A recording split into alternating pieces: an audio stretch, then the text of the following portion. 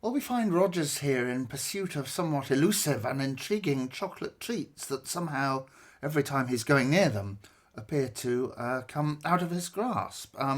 This is not to bring frustration and sadness to Rogers, but more perhaps to give him some understanding of what it's like to be a Grimsby Town player and supporter after Swindon's hugely impressive 4-0 victory over them on Good Friday, a win as comprehensive and clinical away from home as I can remember. The laboured point of this metaphor being that every time Grimsby wanted something or tried something, Swindon were just able to take it away from them with real comfort. There we go, Rogers. So whether it was quickly bringing down the atmosphere, which was quite pumped with the early goal from Tom Nichols on the performance, whether it was taking away Grimsby's ability to pursue their passing game with excellent closing and pressing, or whether it was to take away the influence of George McEachran on a pitch that did appear to have been assaulted by goats beforehand, and that he couldn't run the game. And apparently he has been a highly important player for Grimsby. Essentially, whatever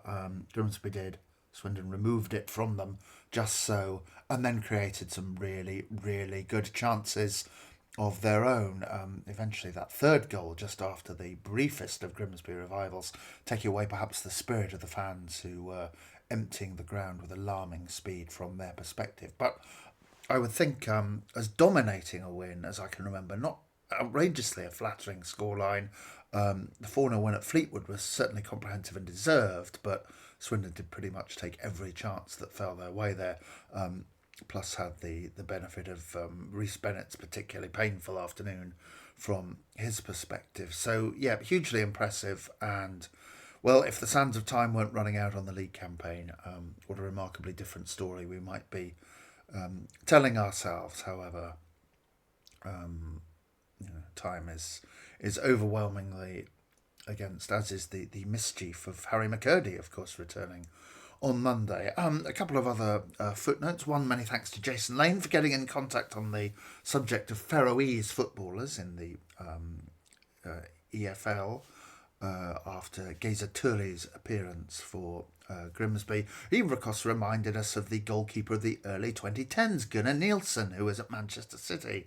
I think played a game for them and had a couple of loan spells elsewhere. So hats off to you, Jason, for your excellent memory.